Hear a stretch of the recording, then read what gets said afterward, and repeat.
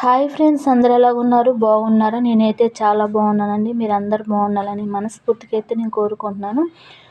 మార్కెట్కి అయితే వెళ్ళొచ్చానండి. నైట్ 7 ఆ టైం అయితే అయింది. మార్కెట్కి వెళ్ళొచ్చిన తర్వాత కూరగాయలు ఎక్కడెక్కడవి అయితే పెట్టేసుకోవాలి కదా, అవన్నీ కూడా సర్దుకుంటున్నానండి. కొత్తిమీరలో ఉన్న ఆకులు పండిపోయినాయి, అలాగనే ఇంకా గడ్డి పీసులు అలా ఉంటాయి కదా, అవి కూడా అయితే తీసేసుకున్నానండి. అలాగనే పుదీనాకు అవి కూడా ఆకులు అయితే గిల్లేసుకొని ఒక కవర్లోకి అయితే పెట్టేశానండి.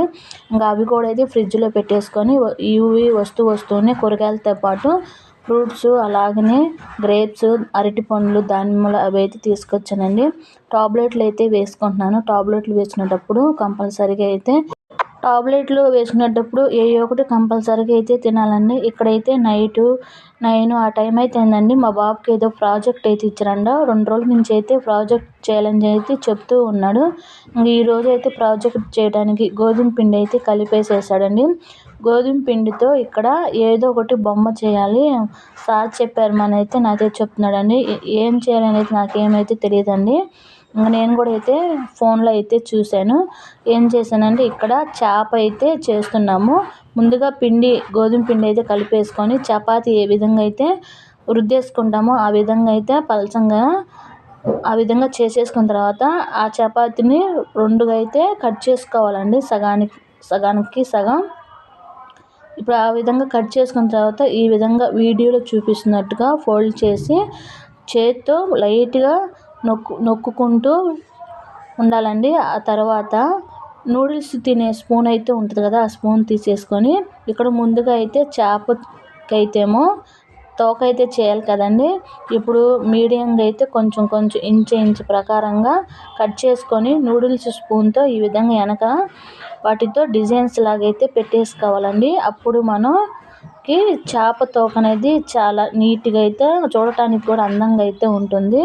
నేనైతే సొంతంగా అయితే చేయలేదండి, వీడియోలో చూసి నేనైతే చేస్తున్నాను. ఇక్కడ వచ్చి వెనక నూడిల్స్ తినే స్పూన్తో అయితే ఈ విధంగా నొక్కేసుకున్న తర్వాత మరలా చేత్తో ఒక ఫ్లవర్ లాగా అయితే వాటన్నిటిని కూడా కొంచెం దగ్గరగా అయితే నొక్కేసుకోవాలి. ఈ విధంగా నొక్కేసుకోవాలండి. కానీ చూడటానికి చాలా బాగా అయితే వచ్చాయి. చేప చేత్తో ఈ విధంగా దగ్గరికి అయితే నొక్కేసుకోవాలండి. ఆ తర్వాత 2 ఫింగర్స్తో దగ్గరకు అనేసుకొని బాగా కొంచెం లైట్గా నొక్కి పెట్టుకుంటే బాగా వస్తుందండి. చూడండి వీడియోలో చూపిస్తున్నట్టుగా. ఈ ప్రాజెక్ట్ చేయాలని చెప్పేసి 2 రోజుల నుంచి అయితే అడుగుతూ ఉన్నాడండి. నాకేమో ఇంకా టైం కుదరక ఆ ప్రాజెక్ట్ ఏమైతే చేయలేకపోయాను. మనం కూడా పిల్లలకి అప్పుడప్పుడు ఈ విధంగా చేసి చూపిస్తూ ఉంటే ఒక ఐడియా అనేది వస్తుంది కదండి, దేంతో ఏం చేయాలా, ఎలా చేయాలని. ఇక్కడ వచ్చేసి 2 ఫింగర్స్తో అటువైపు ఇటువైపు పట్టేసుకొని దగ్గరగా నొక్కి పట్టేసుకుంటే చేప తోక అనేది బాగా రెడీ అయిపోతుందండి, ఒక ఫ్లవర్ లాగా. అలాగనే తల కూడా అయితే బాగా నీట్గా అయితే వస్తుంది. ఇక్కడైతే అన్నీ కూడా అయితే సరి చేస్తున్నానండి. ఇక్కడ మీరు స్పూన్ అయితే తీసుకోనండి. నేను ఐడియా లేకుండా రింగ్ అయితే తీసుకున్నాను. ఆ రింగుతో కొంచెం సన్నగా వస్తుందని చెప్పేసి తల అలాగనే కన్ను పెట్టేయడానికి సన్నగా అయితే నొక్కి పెట్టేసానండి. మీరు స్పూన్ అయితే తీసుకోండి. స్పూన్ అయితే బాగా నీట్గా గుండ్రంగా అయితే వచ్చేస్తుంది. ఇక్కడ వచ్చేసి ఇంకా ఆ రింగుతో తలగా అయితే నొక్కి పట్టుకున్న తర్వాత ఈ విధంగా చాకుతో అయితే కొంచెం కట్ చేసుకోనండి. అది కట్ చేసింది దేనికంటే చేపకి నోరు అయితే ఉంటుంది కదా, ఆ నోరుకని కట్ చేసేసాను. ఇక్కడ స్పూన్ తీసేసుకొని వెనక సైడ్న ఈ విధంగా ఘాటులాగా లైట్గా ప్రెస్ చేస్తూ నొక్కి పెట్టేసుకుంటే ఘాటులాగా అయితే వస్తాయి.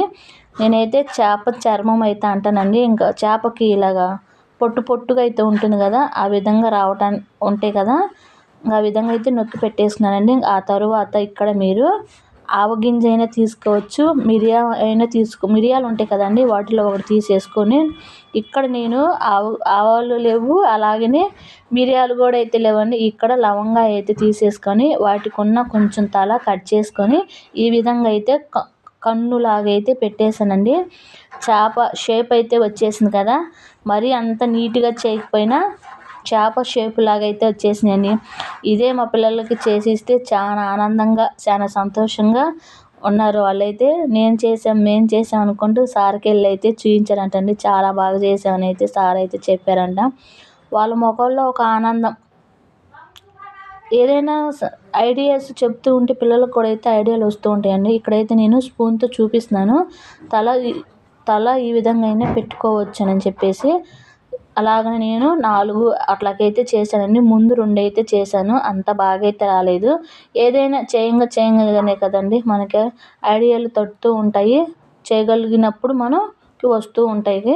ఇక్కడి నుంచి అయితే మరుసటి రోజండి టిఫిన్‌కి ఏమైతే వేయలేదు. ఇక్కడ సుజీ రవ్వ అయితే తీసుకున్నానండి. అలాగని సుజీ రవ్వతో దాన్ని సుజీ రవ్వ అంటారు. అలాగనే తెల్ల రవ్వ కూడా అంటారు కదా! అలాగ ఒక కప్ అయితే సుజీ రవ్వ అయితే తీసేసుకొని మిక్సీకి అయితే పట్టేసుకున్నానండి. ఇక్కడ ఇడ్లీ చేద్దామని చెప్పేసి సుజీ రవ్వతో ట్రై చేశానండి. చివరికి ఎలా వచ్చాయి ఏంటో చెప్తాను. ఇక్కడ సుజీ రవ్వ మిక్సీకి అయితే పట్టేసుకొని ఒక అరకప్పు పెరుగు తీసుకొని ఒక కప్పు నీళ్ళైతే తీసుకున్నానండి. ఇడ్లీ పిండి ఏ విధంగా అయితే కొంచెం గట్టిగా కలిపేసుకుంటామో ఆ విధంగా అయితే నేను కలిపి పక్కన పెట్టేసుకున్నానండి. ఇక్కడైతే ఆ పెరుగు కూడా పులుపుగా అయితే ఉండకూడదండి. అంతగా అయితే బాగోవు ఇడ్లీలు అయితే. ఇక్కడ కలిపేసుకొని ఒక 10 నిమిషాలు అయితే పక్కన పెట్టేశానండి. ఆ తర్వాత ఇక్కడ చిటికెడు సోడా ఉప్పు, రుచికి సరిపడా సాల్ట్ అయినా వేసుకుంటున్నానండి ఇక్కడ. వీటితో మీరు ఇడ్లీ అయినా, ఊతప్పం అయినా, గుంట పొంగనాలైనా, పునుగులైనా వేసుకోవచ్చండి. బాగానే ఉంటాయి. లాస్ట్‌కి ఇడ్లీ ఎలా వచ్చాయో చెప్తాను. ఇక్కడ సోడా ఉప్పు, సాల్ట్ వేసేసిన తర్వాత ఒకసారి కలిపేసుకుంటున్నాను. మీరు ఎప్పుడైనా ట్రై చేశారా అండి సుజీ రవ్వతో ఇడ్లీ? ట్రై చేసిన వాళ్ళు కామెంట్ సెక్షన్‌లో కామెంట్ అయితే చేయండి. ఇంకా అలాగా కలిపి పక్కన పెట్టేసుకున్న తర్వాత కాఫీ అయితే పెట్టేసుకున్నానండి. ఈరోజు వేడి వాటర్ కానీ, వామ్ వాటర్ కానీ ఏమైతే తాగట్లేదు. డైరెక్ట్‌గా నైటు పాలైతే మిగిలిపోయాయి. అందుకని చెప్పేసి నేనైతే కాఫీ అయితే పెట్టేసుకొని ఇక్కడైతే నేను తాగుతూ ఉన్నాను. ఇదిగోండి ఇంకా పిల్లలకి లంచ్ బాక్సుల్లోకి పొద్దున రైస్ చేద్దామని చెప్పేసి రైస్ కూడా అయితే నానపెట్టేసానండి. నానపెట్టేసిన తర్వాత ఇక్కడైతే రైస్ కూడా అయితే పెట్టేసాను. రైస్ అయితే ఉడుకుతూ ఉందండి. ఇక్కడ పిండి అదంతా కలిపి పెట్టుకున్నది అయితే నానిపోయిందండి. బాగా నానిపోయింది. ఇంకా నానిపోయిన తర్వాత ఇక్కడ ఒక ప్లేట్ మాత్రమే ఇడ్లీ అయితే పెడుతున్నానండి పిల్లల కోసం. చెరుకు 2 ఇడ్లీ వాళ్ళు 2 తినేళ్ళకే ఎక్కువైపోతుందండి. ఇంకా చాలా అంటారు ఇంకా. నేను దగ్గరుండి పెడితేనేమో 3 అలాగైతే తింటారు. వాళ్ళు తినటం అయితే 2 ఇడ్లీ అయితే తినేస్తారండి. చట్నీ కూడా అయితే ఏం చేయాలో ఫస్ట్ టైం నేను కూడా సుజీ రవ్వతో ఇడ్లీ చేయటం అండి. ఇంకా ఎట్లాగొచ్చాయా ఏందని చెప్తాను. ఇక్కడైతే ఇంక ఇడ్లీ కూడా అయితే ఉడికిపోయాయండి. రైస్ కూడా అయితే ఉడికిపోయింది ఇంకొకేసారి. ఇక మా పాప అయితే చూస్తుంది అసలు ఉడికిపోయాయా లేదా అని. నేనేమో ఇంక ఇడ్లీ ప్లేట్‌కి ఆయిల్ అయితే రాసి ఇంకా పిండి అయితే పెట్టేశానండి. తీసేటప్పుడు బాగానే వచ్చాయి. ఆ ఇడ్లీ చూస్తేనే మా మీద ప్రయోగించమాకమ్మా ఇటువంటి ప్రయోగాలన్నీ అయితే అన్నారు. నాకైతే చాలా నవ్వొచ్చింది. ఇడ్లీలు అసలుకి ఏమీ బాగలేదండి. నేను కూడా ఒక షార్ట్ వీడియోలో చూశాను. ఏమీ బాగల. ఇడ్లీ అయితే ఇంకా ఆ పిండి వేస్ట్ ఎందుకు చేయాలని చెప్పేసి అట్లాగైతే ఉంచాను. చివరికి ఏం చేశానంటే ఊతప్పాలు అయితే వేసానండి. ఇక్కడ పనిచేసే వాళ్ళకి రోజు కాఫీ, టీ ఇవ్వటం కూడా అంత అయితే బాగోలేదులే అని చెప్పేసి ఇక్కడ బీట్రూటు, క్యారెట్ వేసి జ్యూస్ చేసిద్దామని చెప్పేసి కొంచెం ఎక్కువగానే క్యారెట్, బీట్రూట్ కూడా అయితే కట్ చేసుకున్నానండి. ఇక్కడ వచ్చేసి బెల్లము, ఆ బెల్లంలోనే వాళ్ళు ఇచ్చేటప్పుడు అదండి అల్లము అన్నీ కలిపిన బెల్లం అండి అదైతే. ఇంక నేను అల్లం కానీ ఏమి వేయలేదు. 4 యాలకులు అయితే వేసేసి మెత్తగా మిక్సీ పట్టేసానండి. ఈ మిక్సీ పట్టేటప్పుడు ఈ జ్యూస్ అంతా కూడా మిక్సీ మీద పడిపోయిందండి. డబల్ పని అయిపోయింది ఈరోజైతే. ఇక్కడ మిక్సీకి అయితే మెత్తగా పట్టేసుకున్న తర్వాత కొంచెం వాటర్ వేసి ఈ విధంగా అయితే ఎక్కువగానే చేసేసానండి వాళ్ళకి కూడా ఇవ్వటానికి. వాళ్ళు కూడా పాపం ఎండకి చేయాలి కదండి, కొంచెం ఎనర్జీగా ఉండాలని చెప్పేసి నేను తాగిన తర్వాత వాళ్ళకు కూడా అయితే ఇచ్చేసానండి. వాళ్ళు కూడా అయితే చాలా బాగుందని అయితే చెప్పారు. చాలా బాగా అయితే తాగారండి. వాళ్ళకి ఇలాంటివి తెలియదంటండి పాపం. వాళ్ళు ఒరిస్సా వాళ్ళు, తెలుగు అయితే రాదు వాళ్ళకి. ముస్లిం భాష ఉంటుంది కదా, కొంచెం కొంచెం అయితే వాళ్ళకి ఆ భాషలో మాట్లాడితే అర్థమవుతుంది. ఇంకా వాళ్ళకి ఆ జ్యూస్ అదంతా ఇచ్చేసిన తర్వాత పక్క బాటలు అవన్నీ కూడా మడత పెట్టేసి ఎక్కడెక్కడైతే సర్దేశానండి. ఇంకా ఇక్కడ నేను ఇంకా టిఫిన్ అయితే ఏం చేయలేదు. ఈ పిండి ఉంది కదండి, ఉదయం కలిపిన పిండి 11 ఆ టైం అయిందండి అప్పటికి. ఇక్కడ నేను ఒక క్యారెట్ తురుము పట్టేసుకొని, ఒక ఉల్లిపాయ, కొంచెం కొత్తిమీర వేసేసుకొని కలిపేసుకున్నానండి. ఊతప్పం అయితే వేసుకున్నాను. ఇడ్లీ అయితే అంతగా ఏమీ బాగలేదు. ఒక ఇడ్లీ తుంచి పెట్టేసరికి మా పిల్లలు అసలు తినలేదండి. పుదీనా రైసే తినేసి వెళ్ళిపోయారు. వాళ్ళైతే క్యారేజీలకు కూడా అయితే పెట్టేశాను. ఇక్కడ నేను ఊతప్పాలు అయితే నేను నా కోసం అయితే వేసుకొని తింటున్నానండి. ఒక 3 అయితే వచ్చేసాయి. 2 అయితే తినేసాను. ఒకటేమో మా వారికి అయితే ఇచ్చేసానండి. మా వారు అప్పటికి టిఫిన్ చేసేసారంట బయట. నాతో పాటు కూర్చొని అయితే తినేసారు. ఊతప్పం అయితే చాలా తక్కువ ఇలాంటివి తింటాం. ఇడ్లీ, దోశ, పూరి అలాంటివి అయితే పిల్లలు కానీ ఇంట్లో వాళ్ళందరూ ఇష్టంగా తింటారు. కానీ ఇట్లాంటి ఊతప్పాలు అలాగా తక్కువ అండి. నేను కూడా చాలా తక్కువ చేస్తాను ఊతప్పాలు కానీ అలాంటివి. ఇక్కడ నేనైతే వేసేసుకున్నానండి. ఊతప్పాలు అయితే రెడీ అయిపోయాయి. ఈ ఊతప్పాలు అయితే చాలా బాగున్నాయి ఇడ్లీ కంటే. నేను కూడా అయితే టిఫిన్ అయితే తినేసి ఎక్కడెక్కడ సర్దేశానని చెప్పేసాను కదా, ఇల్లంతా కూడా అయితే ఊడ్చేసుకొని ఇంకా తడి బట్ట పట్టేసుకుంటే ఇల్లు కూడా అయితే పిల్లలు వచ్చేంత వరకు అయితే ఇంకా నీట్గా అయితే ఉంటుంది. ఇంకా వాళ్ళు వచ్చిన తర్వాతనే. ఫస్ట్ టైంగా మన ఛానల్ని ఎవరైతే చూస్తున్నారో మీ అందమైన హస్తాలతో ఒక లైక్ చేయండి. మీ చిరునవ్వుతో సబ్స్క్రైబ్ చేసుకోండి ఫ్రెండ్స్. నచ్చితే మీ ఫ్యామిలీ మెంబర్స్ కూడా షేర్ చేయండి. ఎంతో మోటివేషన్గా ఉంటే ఇలాగైతే ఇంట్లో అదంతా కూడా బెడ్రూమ్ అదంతా కూడా అయితే ఊడ్చేసాను. ఇప్పుడు వచ్చేసి పంచలు అయితే ఊడుస్తూ ఉన్నాను. ఈ పంచలు అయితే ఎక్కువగా అయితే ఉసుక ఉండిపోతుందండి. ఎందుకంటే ఇంటి పని అయితే చేస్తూ ఉన్నారు కదా, ఇంట్లోకి బయటికి తిరుగుతూ ఉన్నానండి. వాళ్ళకి కాఫీలు ఇవ్వటం, అలాగనే వాళ్ళకి ఏదైనా తీసుకొచ్చినప్పుడు ఇస్తూ ఉండేటప్పుడు ఇంట్లోకి బయటికి తిరుగుతూ ఉంటాం కదా, అలాగా ఎన్నిసార్లు ఊడవాల్సి వస్తుందండి ఇల్లు అయితే. ఇంకా ఒక మధ్యాహ్నం అయితే భోజనం అయితే తినేసి నిద్రపోయానండి. ఒక గంట అయితే నిద్రపోయి లేచిన తర్వాత పిల్లలు వస్తారని చెప్పేసి దొండకాయ పకోడీ చేద్దామని చెప్పేసి దొండకాయ అన్నీ కూడా కట్ చేశాను. ఇక్కడ దొండకాయ పకోడీలోకి 2 స్పూన్లు శనగపిండి, 2 స్పూన్లు బియ్యం పిండి, 2 స్పూన్లు మొక్కజొన్న పిండి అయితే తీసుకున్నాను. ఇక్కడ రుచికి సరిపడా సాల్టు, కారం వచ్చేసి మసాలా కారం అండి మాదైతే.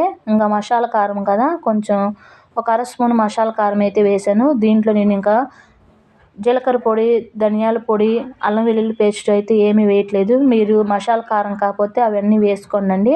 ఇక్కడ వచ్చేసి ఇంకా దొండకాయలు అవన్నీ కూడా కట్ చేసుకుని అయితే వేసేసుకొని కలుపుకోవాలి. ఫస్ట్ నీళ్ళు వేయకూడదండి. నీళ్ళు వేయకుండానే దొండకాయలు అనేది ఆ పిండిలో అంతా కూడా అయితే కలిపేసుకున్న తర్వాత ఇక్కడ కొంచెం కొంచెం నీళ్లు వేసుకుంటూ చూసుకుంటూ కలుపుకోవాలండి. మరీ జోరుగా అయితే దొండకాయ పకోడీ అయితే కలిపేసుకోకూడదు.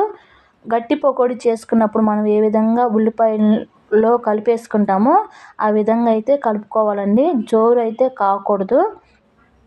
ఇదిగోండి ఈ విధంగా కలిపేసుకొని పక్కన అయితే పెట్టేశాను. ఆ తర్వాత ఆయిల్ అయితే బాగా వేడిగా ఉండాలని, ఎప్పుడైనా మనం ఏ ఐటమ్స్ అయినా చేసేటప్పుడు ఆయిల్ బాగా వేడిగా ఉన్నప్పుడు వేయాలి. వేసిన తర్వాత మీడియం ఫ్లేమ్లో అయితే పెట్టుకుంటేనే అవి లోపల వరకు అయితే వేగి క్రిస్పీగా అయితే అప్పుడు వస్తూ ఉంటాయండి. వేసిన వెంటనే కూడా కలిపేసుకోకూడదు. కలుపుకుంటే ఎక్కడొక్క పిండికి అలాగనే దొండకాయకి అయితే విడిపోతుంది. ఇంకా ఆ విధంగా వేసేసుకున్న తర్వాత మీడియం ఫ్లేమ్లో పెట్టేసుకొని కాలేంత వరకు అయితే పూర్తిగా ఎంతవరకు అయితే వేగాలో అంతవరకు అయితే వేయించుకొని తీసి పక్కన పెట్టేసుకోవాలండి. ఇక్కడైతే నేను తీసేసినాను. దొండకాయ అయితే బాగా అయితే వేగిపోయాయి. ఇంకా పూర్తిగా అంతా కూడా అయితే వేయించేసానండి. ఇంకా ఇక్కడైతే శనగిత్తనాలు కూడా అయితే వేయించుకొని కొంచెం కరివేపాకు కూడా అయితే వేసానండి. దొండకాయ పకోడీ ఎలా అనిపించిందో లైక్ చేయండి, షేర్ చేయండి, సబ్స్క్రైబ్ చేసుకోండి ఫ్రెండ్స్.